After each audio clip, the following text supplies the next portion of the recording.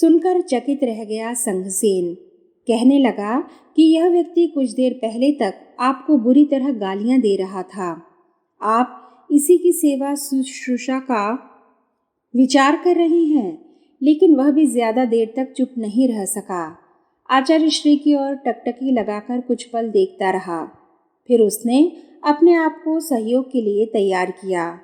दोनों मिलकर सन्यासी को अस्पताल तक ले गए। उनमें से किसी को यह ख्याल नहीं आया था कि चिकित्सा अधिकारी ने चोट का कारण पूछा तो क्या जवाब देंगे। संयोग से किसी ने पूछा भी नहीं। सन्यासी को अस्पताल में भर्ती कर लिया गया। 2-3 दिन यथोचित उपचार के बाद उसकी छुट्टी हुई तो वह आचार्य श्री को ढूंढता हुआ आया। उस समय सम्मेलन चल रहा था। आचार्य श्री कार्यकर्ताओं को संबोधित कर रहे थे। उनकी बात पूरी हुई तो सन्यासी हाथ जोड़कर उनके आगे खड़ा हो गया। इनकी उदारता के बारे में पता चल गया था। संघसेन भी वहां मौजूद था। धर्म चक्र प्रवर्तन। सम्मेलन में संघसेन ने एक रूपक का उल्लेख किया। उसका निरूपण यह था कि मथुरा में हो रहा सहस्त्रकुंडीय महायज्ञ धर्मचक्र प्रवर्तन जैसी प्रक्रिया है। सारनाथ में धर्मराजिक नामक एक स्तूप है। इसे सम्राट अशोक ने बनवाया था। कालांतर में इतिहास की धूल इस पर जमा हो गई और लोग इसे भुलाने लगे। अब महाबोधि सोसाइटी ने इसकी सुधि ली है, उसे संवारना शुरू किया। संघसेन ने कहा कि मथुरा का सहस्त्र कुंडीय महायज्ञ धर्मचक्र प्रवर्तन के स्तर का ही आयोजन है। उसमें कितने लोग इकट्ठे होते हैं यह ज्यादा महत्व की बात नहीं है। 1000, 10,000 भी हो सकते हैं और लाख, 50,000 भी। महत्वपूर्ण यह है कि इस आयोजन से सूक्ष्म जगत में अभूतपूर्व बदलाव आना शुरू होंगे। उसी तरह जैसे धर्मराजिक स्तूप वाले स्थान पर भगवान बुद्ध की धर्मदेशना ने जगत में परिवर्तन की एक तरंग उत्पन्न की थी।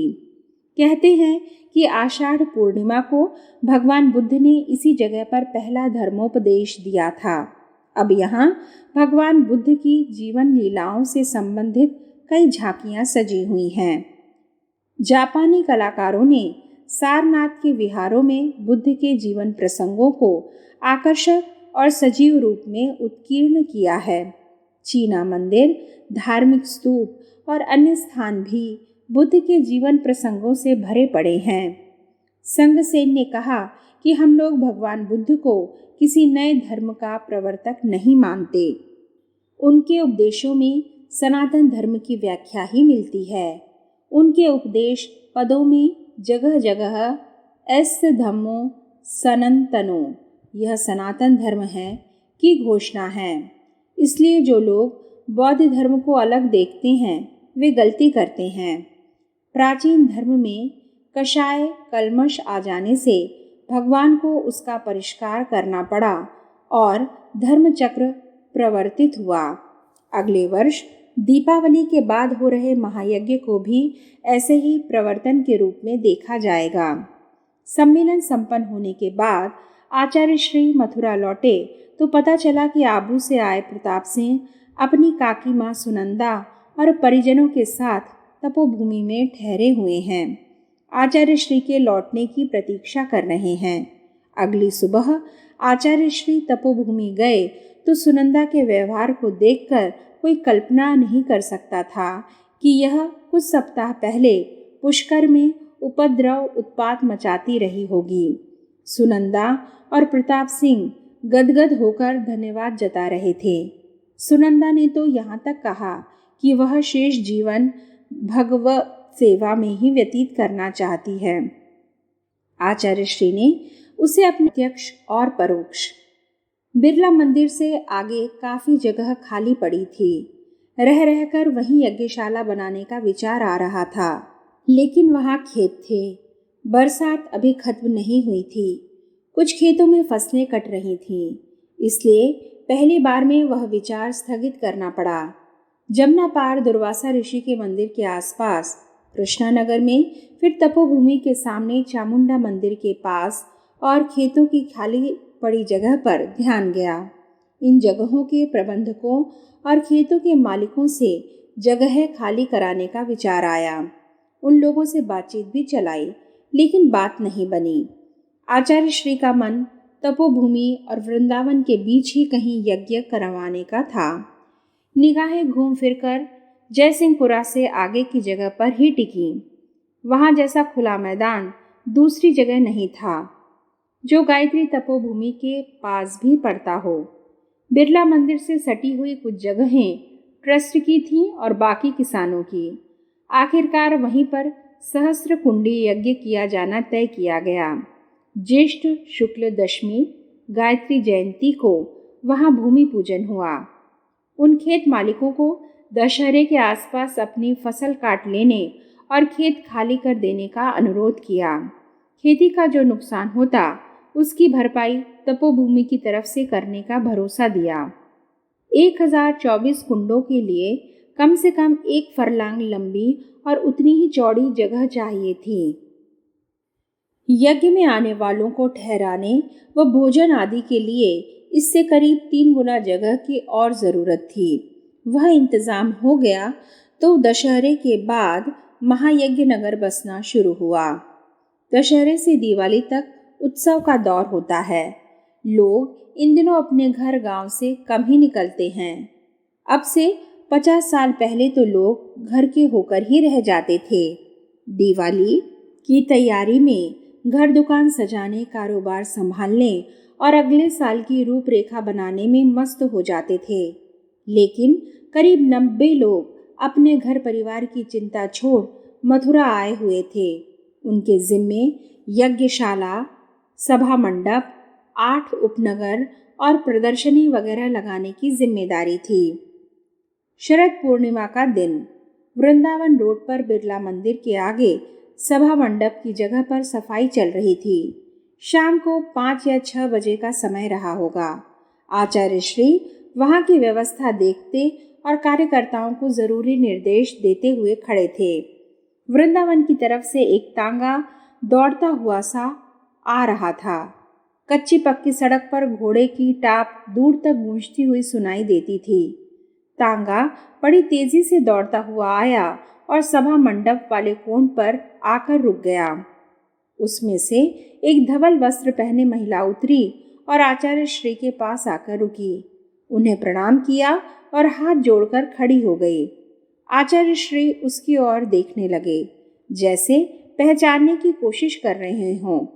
उनके असमंजस को महिला ने समझा और अपना परिचय देते हुए बोली, मैं माँ आनंदमयी के आश्रम से आई हूँ और माँ ने आपके लिए संदेश भेजा है। आचार्य श्री उसकी बात गौर से सुन रहे थे, दृष्टि से ही जैसे पूछा हो, क्या संदेश भेजा है। उस महिला ने कहा, आप जो महायज्ञ संपन्न कराने जा रहे हैं उसमें माँ भी सम्मिलित होना चाहती हैं, लेकिन एक साधक के स्तर पर। वे मंच पर या ख्यातनामा व्यक्ति की तरह न आएंगी, न ही परिचय देंगी। आनंदमयी आश्रम की उस विदुषी ने यह भी कहा कि माँ को आपके काशी आयोजन में नहीं पहुँच पाने का अफसोस है। उन्होंने इस आयोजन के लिए अपनी भेंट भिजवाई है। कहते हुए उसने 101 रुपये निकाले और आचार्य श्री की ओर बढ़ा दिए। उन्होंने वह रुपए हाथ में लिए, माथे से लगाए और पास ही खड़े मार्कंडेय को थमा दिए। कहा, इनकी रसीद दे दो। जहाँ सभा मंडप बनना था वहीं पास में प्रदर्शनी की व्यवस्था भी करनी थी। बाजार और विश्राम के लिए खाली जगह का इंतजाम भी किया था। उस सब के लिए जरूरी निर्देश देकर वृंदावन रोड की दाईं ओर पूरब दिशा की ओर यज्ञशाला बननी थी। 8 कुंडों की 128 यज्ञशालाएं, कुल मिलाकर 1024 कुंड। यज्ञशाला जहाँ बननी थी वहाँ पर यज्ञ के ब्रह्मा और आचार्य के बैठने का स्थान निश्चित किया तो मंदिर का ध्यान आया। आचार्य श्री ने कहा, महायज्ञ नगर की अपनी स्वतंत्र सत्ता होगी। यहाँ पर माँ का एक अस्थायी मंदिर भी बनना है। मार्कंडेय ने पूछा कि किस जगह बनाएंगे। आचार्य श्री ने कहा, अभी तय करते हैं और वे 128 यज्ञशालाओं के लिए जगह नापने में लग गए। यह काम कोई कार्यकर्ता भी कर सकता था, लेकिन आचार्य श्री के अनुसार यह निर्धारण सामान्य नहीं था। उनके साथ व्यवस्था में लगे कार्यकर्ता सत्यनारायण सिंह ने कहा भी, गुरुदेव आप विश्राम कीजिए, आपको सुबह जल्दी भी उठना होता है। आचार्य श्री ने कहा, यहाँ होना विश्राम से ज्यादा आवश्यक है। अलग अलग यज्ञशालाओं का निर्धारण करते समय साथ चल रहे कार्यकर्ताओं ने वह जरूरत महसूस भी की। एक एक यज्ञशाला के समय आचार्य श्री बताते जाते थे कि यहाँ की व्यवस्था अमुक तपस्वी देखेंगे। हर एक यज्ञशाला के लिए अलग अलग योगी तपस्वियों की नियुक्ति जैसे कर दी गई थी। 22वीं यज्ञशाला के पास पहुंचकर वे रुके और कहा, यहाँ पर तुंगभद्रा नदी के किनारे तपस्यारत साधु तुलाराम सूक्ष्म रूप से उपस्थित रहेंगे। बंगलोर से आए कार्यकर्ता मुदगल साथ ही चल रहे थे। वे चौंके। उन्होंने तुरंत टोका, लेकिन गुरुदेव, साधु तुलाराम 25 साल पहले ही शरीर छोड़ चुके हैं, वे कैसे यह व्यवस्था देखेंगे? आचार्य श्री ने कहा, उन्होंने पंच भौतिक शरीर छोड़ा है। सूक्ष्म शरीर से वे अपनी कुटिया में अब भी तपस्या करते हैं और वे यहाँ आकर अपना दायित्व निभाएंगे।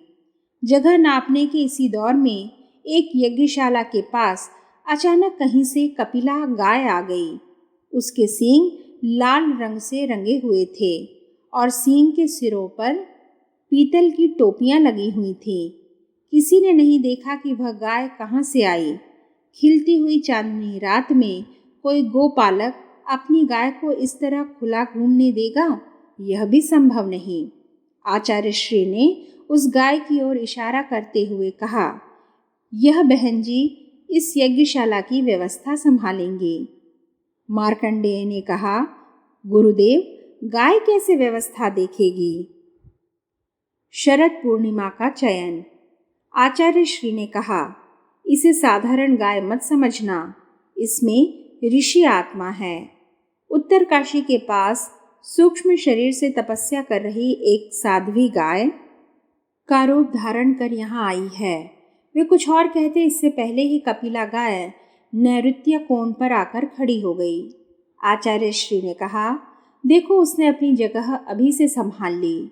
शास्त्र की मर्यादा के अनुसार नैऋत्य कोण यज्ञ की संरक्षक देव सत्ता का स्थान है। उस यज्ञशाला से आगे बढ़ने के बाद भी गाय वहीं खड़ी थी। दूसरी या तीसरी यज्ञशाला का निर्धारण किया जा रहा था, तब मार्कंडेय ने कपिला गाय की ओर देखा। गाय वहां नहीं थी। दूर दूर तक उसका कोई चिन्ह भी नहीं दिखाई दे रहा था।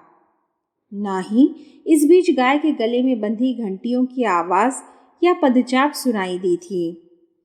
देर रात तक यज्ञशालाओं के निर्धारण का काम काफी कुछ हो गया था।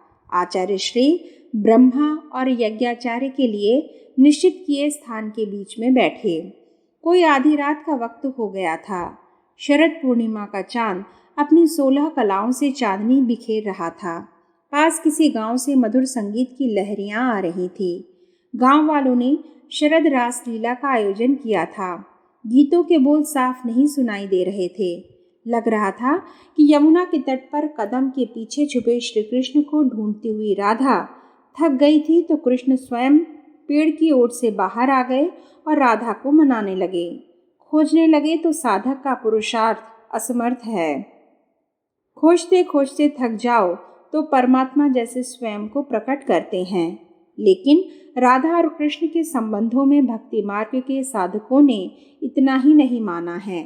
राधा भगवान श्री कृष्ण की आह्लादिनी शक्ति और श्री कृष्ण उस शक्ति के नायक, दोनों में अभेद संबंध। शक्ति जैसे परमात्मा से रूठी हो और परमात्मा उसे मना रहे हैं।